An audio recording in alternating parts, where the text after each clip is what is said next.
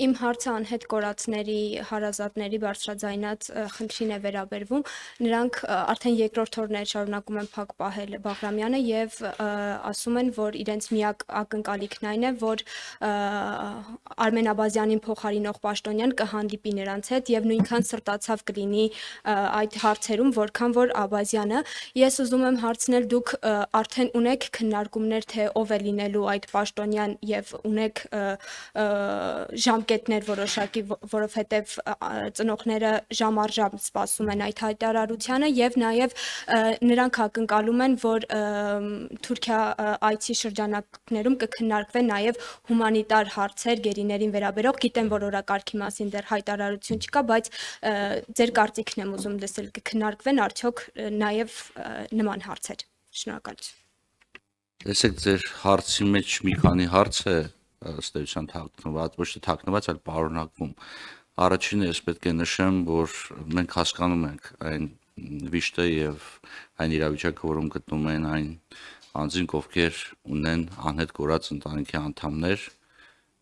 որպես զինված ընդհարումների միջազգային իրավունքի հետ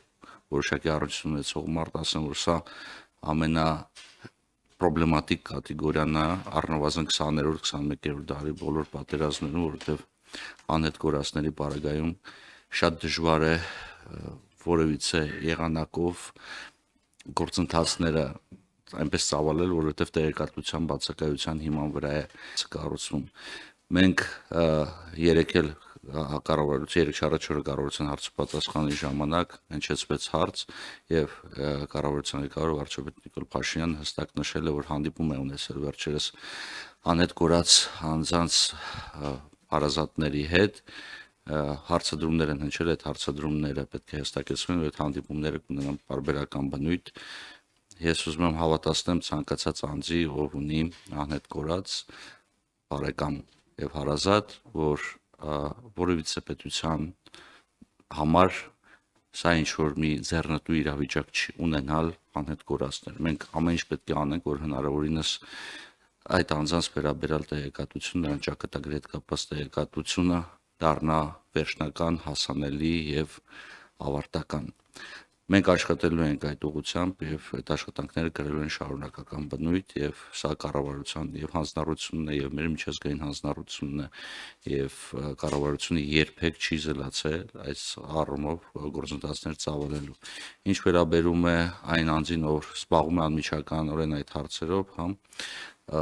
չպետք է մոռանանք, որ անկախ նրանից թե ով ինչ պաշտոն է զբաղեցնում, մենք ինստիտուցիոնալ մոտեցում ունենք եւ այդ ինստիտուցիոնալ մոտեցումը շարունակվելու է։ Այսինքն կոմունիկացիան եւ աշխատանքը այդ անձանց հետ պետք է շարունակվի եւ շարունակվի բոլոր մակարդակներում։ Ես եւս մեկ անգամ պետք է ասեմ, որ ես հասկանում եւ կիսում եմ եւ այն վիշտը եւ մտահոգությունը, որ ունեն այդ անձինք, դա ամենաբարդ կատեգորիան է ռազմական գործողությունների արդյունքում նման իրավիճակում հայտնված անձանց, բայց նաև պետք է հասկանալ, որ որից է պետություն, նույնիսկ ամենաավտորիտար պետությունները շահագրգռված չեն ունենալու մեծ թվով կամ նույնիսկ որոշակի թվով անհետ կորածներ։ Մենք աշխատում ենք այդ ուղղությամբ եւ շարունակելու ենք աշխատել, որտեղ դա պետության հանձնառությունն է։ Ինչ վերաբերում է մնացած հարցերին, կարծես թե ինձ թվում է մենք այլ հարցերի շրջանակներում դրանք կամփոփենք։